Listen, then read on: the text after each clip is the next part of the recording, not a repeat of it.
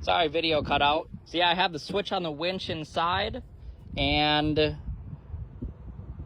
then I also have it wired from the main wiring to this little battery, so it actually is charging this all the time as well.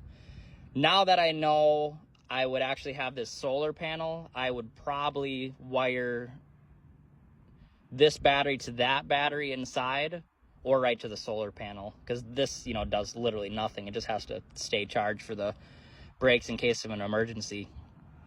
Now, battery inside, I have the biggest Walmart. It's EverStart. I like those. They're good, and that works out well for me. As you can see, you know, we have some tie downs and stuff. I think there's 4 on each trailer welded on, but these things on Amazon are so cheap, you can move them around all over. So especially on, like, the deck over has a whole bunch of, you know, stake pockets, while it only has 4 D-rings. Well, someone does want the D's, instead of hooking, you know, through this, you can just throw these on wherever you want, so it's nice.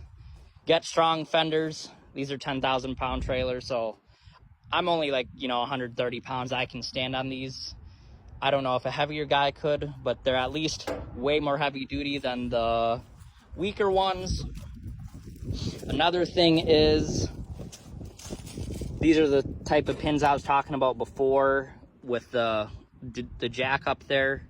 Have them cabled off. And in fact, I resorted on most of my trailers from these pins. I've had a lot fall out because I lost one ramp.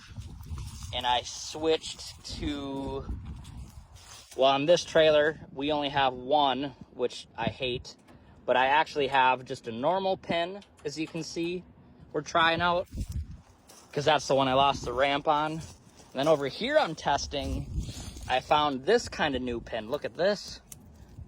It's fancy. It just looks like this, and it just goes like that. So we're testing that guy out. Let's throw it back on before I forget, because I don't think that could ever come off, honestly.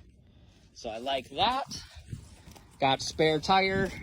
Just bought a stake pocket mount, only because I could not have it up here because of the toolbox, which is totally fine. I know some people make things, apparatuses, that they go underneath too. All these trailers I have stained with pretty much a ratio of 40% diesel and 60% motor oil. As you can see, this one's a little darker. This one I burned before I did it. So this one was burned for a year. Actually, that one was too, but it's lighter. But this one I did last year. I don't care what people say. You do not get this on your clothes. It does not smell, does not stain.